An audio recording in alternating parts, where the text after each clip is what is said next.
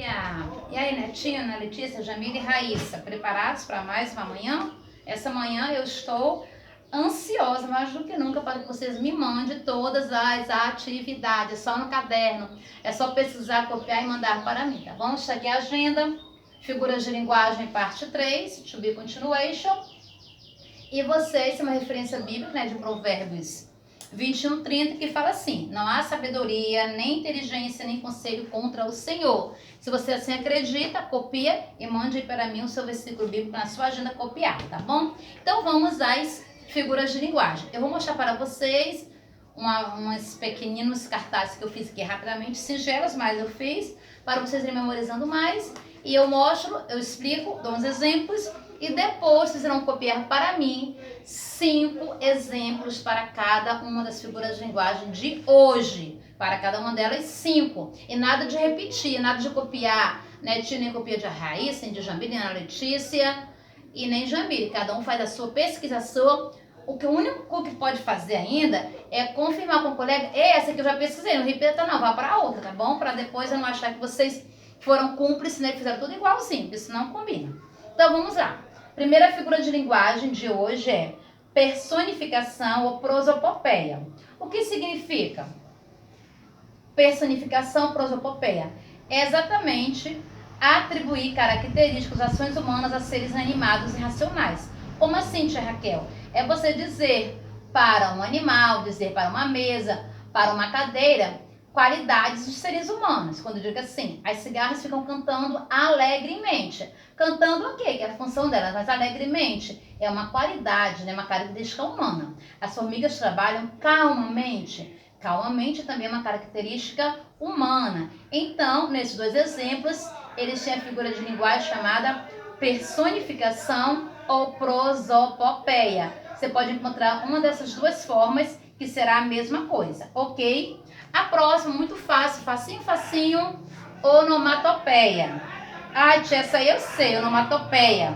Consiste no uso de palavras que imitam o som, a voz natural dos seres ou das coisas.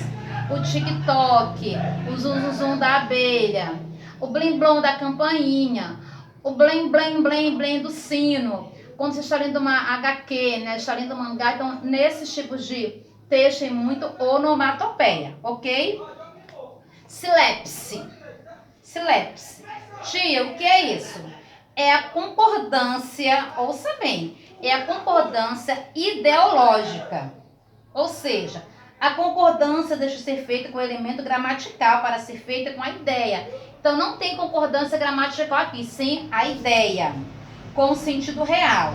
A silepse pode ser de gênero, olha aí, a Bela Recife, Recife é a minha silepse, tá bom? Ou melhor, Bela é a minha silepse. Vou começar de novo. A Bela Recife destaca-se das demais cidades pelas suas pontes. Onde é que está a minha silepse? Bela. Por quê? Não está concordando gramaticalmente com a palavra Recife, nem com a palavra cidades, mas estou falando Bela. Porque eu poderia fazer a bela cidade de Recife, haveria uma concordância gramatical, mas apenas coloquei a Bela. Então, Bela é a minha silepse. De número, o Amazonas tem grande importância econômica. O Amazonas, está falando aqui do estado, tá bom? Então, o Amazonas tem, é a minha silepse. Silepse de número. Poderia falar assim, o estado do Amazonas, eu coloquei só o Amazonas. E de pessoa, outro exemplo. Os brasileiros somos um povo alegre e hospitaleiro. Tia, onde está a silepse aí? Os brasileiros somos. Deu para entender o que é silepse? Tenho certeza que você pesquisar aí, você vai encontrar vários exemplos de silepse. Antítese. Antítese é muito interessante. E antítese tem muito em poemas e poesias e em músicas também. Antítese é aquela figura de linguagem que dá na minha frase, que está na minha poesia, um sentido contrário. Preste bem atenção. O som não existe sem o silêncio. Onde é que está o contrário aí? Som, silêncio. Deu para entender? Então, a minha antítese está entre som e silêncio. O som não existe sem o silêncio. É algo que está no sentido contrário, antítese. Consiste em exposição de uma ideia através de conceitos ou pensamentos opostos, confrontando-os, associando-os. Vou ler para vocês um poema de Rui Barbosa, que fala assim: amigos ou inimigos estão a miúdes em posições trocadas. Uns nos querem mal e fazem-nos bem. Outros nos almejam bem e nos trazem o mal. Então, amigos e inimigos, antítese. Mal e bem, antítese. Bem e mal, antítese também. Preste bem atenção, você não confundir antítese com paradoxo, que é o próximo de agora, tá bom? Olha o que é paradoxo. Ideias contraditórias. Meus olhos andam cegos a te ver. Isso aqui é um paradoxo. Como é que os olhos estão cegos e podem ver? Então, quando você ver frases, poesias, poemas com frases assim, você vai chamá-las de paradoxo, porque não ideias contraditórias. Eu digo uma coisa, mas estou dizendo outra, paradoxo, ok? A outra figura de linguagem, ela é até bonitinha o nome dela, ó, anáfora. O que é anáfora, tia Raquel? É tão fácil, tão simples, presta atenção aí, ó. Repetição de palavras no início de versos, orações para chamar a atenção do leitor. Repetição de palavras no início de versos, orações para chamar a atenção do leitor. Eu vou dar um exemplo muito interessante, ó. Vou pulsando a guitarra, corda a corda, ou seja, vou tocando a guitarra corda por corda. Então, corda a corda é a minha anáfora. Eu repeti para dar mais destaque, mostrar como é que eu estou tocando essa guitarra, corda a corda. Inversão.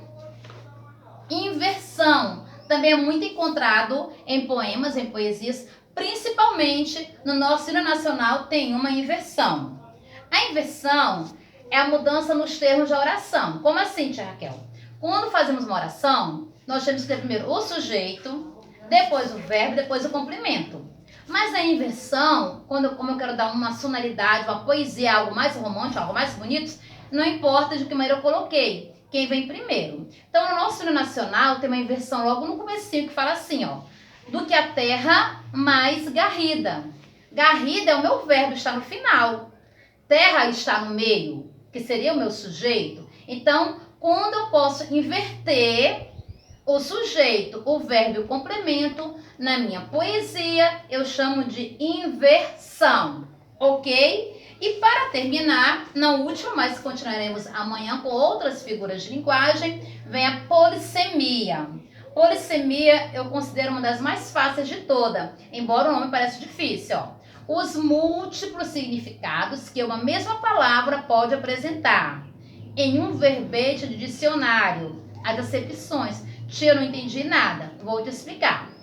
Se eu pego um dicionário, não importa se é um dicionário tradicional ou virtual, e procuro o significado da palavra carteira, eu vou encontrar a carteira que entregou as cartas lá nos correios. Eu vou encontrar a carteira que é de colocar no bolso. Vou encontrar carteira de identidade, carteira de estudante, a carteira escolar. Então, quando eu tenho uma palavra que ela tem vários sentidos, eu chamo de polissemia. Quando eu digo assim, corpo, o corpo com cabeça, tronco e membros, o corpo de um texto, o corpo da boneca. Então, qualquer palavra que você pegar lá no dicionário para pesquisar, aquela palavra está na figura de linguagem chamada polissemia. Então, entenderam perfeitamente? Copie no caderno 5 frases de polissemia, 5 frases de inversão, 5 frases de anáfora, 5 frases com paradoxo,